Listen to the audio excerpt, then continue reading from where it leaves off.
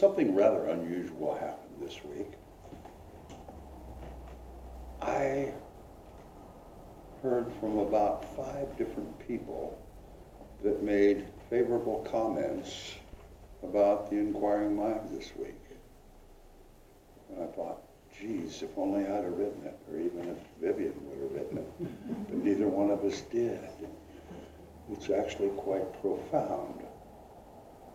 I'm going to read a quote, because I think all of us could read this. This is one of those stick it on the refrigerator things. It's by Kenny Werner, the jazz artist. In every day of our lives, we experience a time of darkness, a time when we can't see the sun, though subconsciously we know the sun exists. Then the sun, our divine, appears, though most often covered by clouds. Some of the clouds are beautiful and fluffy, and some are dark and scary. This is the drama and chaos and the day-to-day happenings of our human experience. But every so often the sun shines pure and clear. That's when we are in oneness with our own divinity. That's when we are in pure joy. So I thought maybe you just might kick that around a little bit today.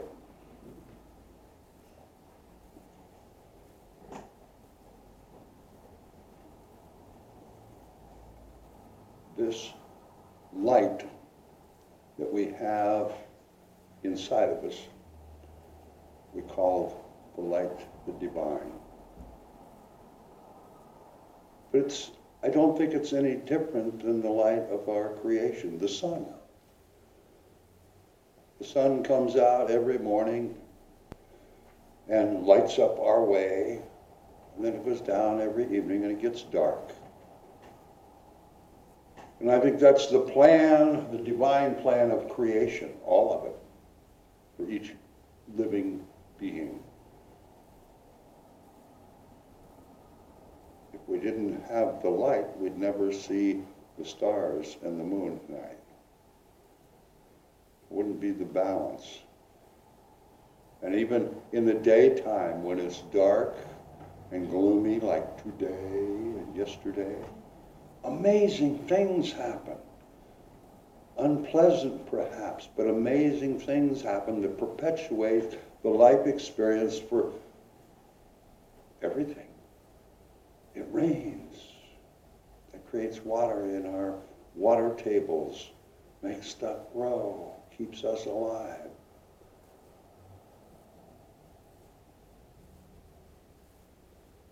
I think that balance is important inside of our being as it is on the outside. We're supposed to have those dark times. That's the human experience, the pain and the chaos that Kenny was talking about. That's part of the life plan. It's how we choose to look at it. It's what we choose to see. Somebody said once, you will always find what you are looking for. I'm going to tell a little story about Vivian. I mean, she's here. What better time? I thought I shouldn't come today. For years, Vivian has said, and she said it several times, and most of you have been around for a while, have heard her say it perhaps over the years. When I see a pile of manure, actually, I don't acknowledge that. I'm looking for the pony. Well, the fact is that Vivian has probably seen a lot of manure in her life, like all of us. But the truth is, she's always looking for the pony. Fact is, she probably never got a pony.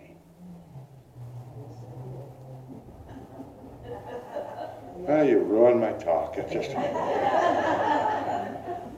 But the truth is, in looking for the pony, this lady has walked her talk and lived her truth. She has chosen to look for the light.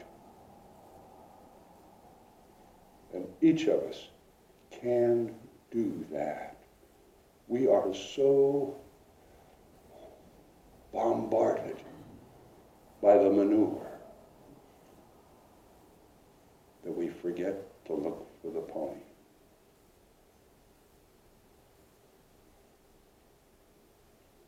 In the physical world, I was having a conversation yesterday with a friend, and we were talking about the sunlight.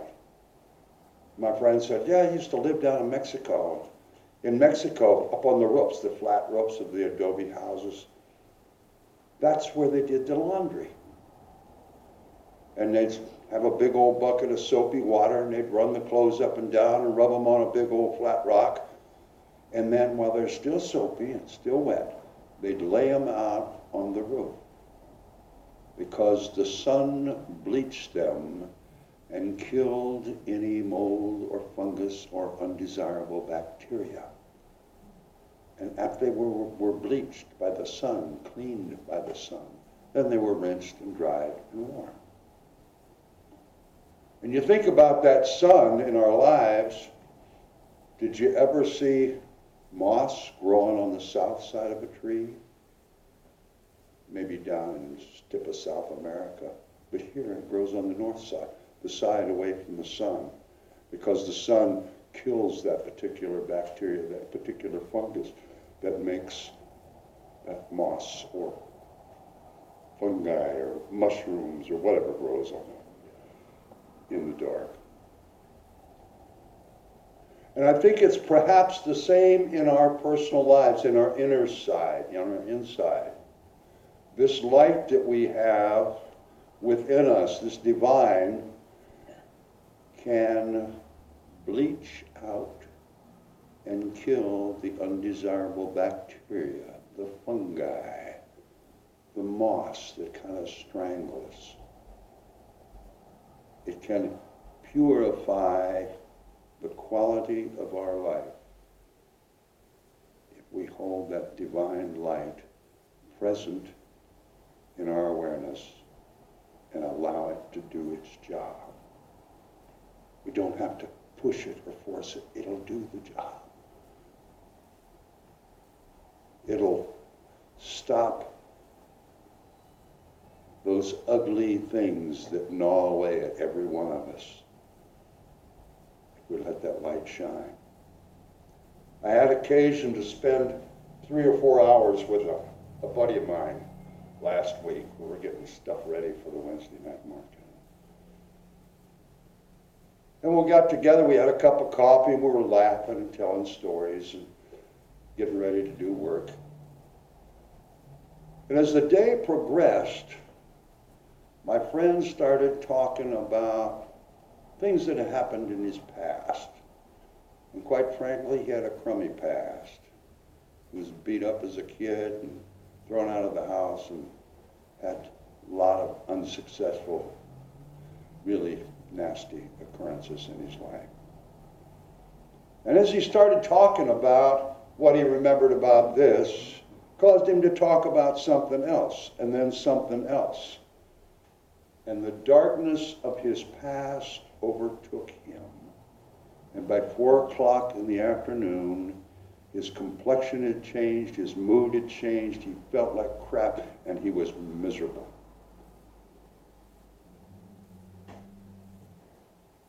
And I wonder how many times we allow past negative, nasty experiences mess up a perfectly fine sunny day.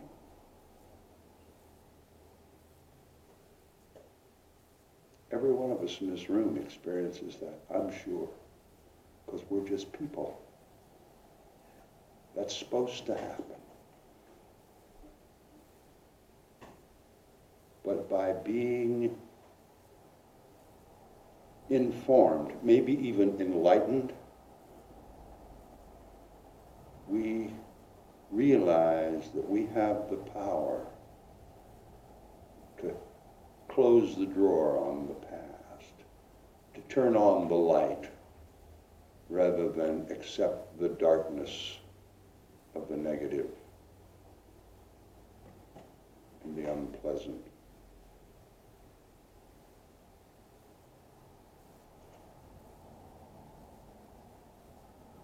There's light within every single one of us.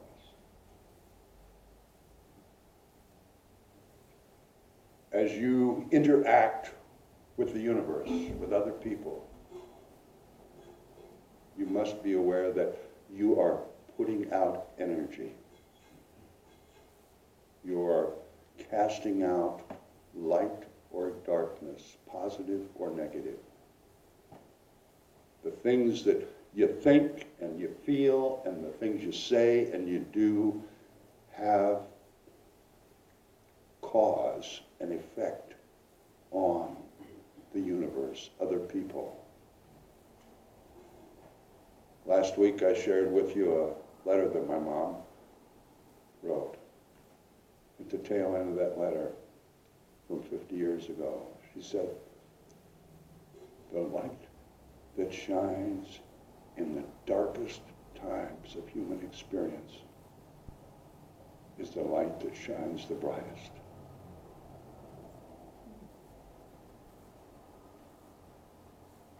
And each one of us has dark times, supposed to, the life experience.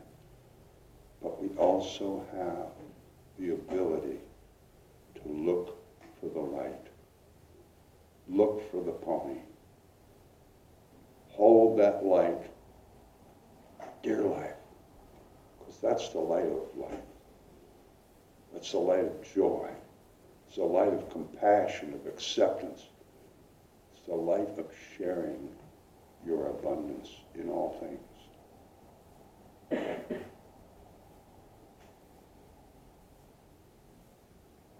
Gray skies, black skies, perfectly clear skies, all part of life.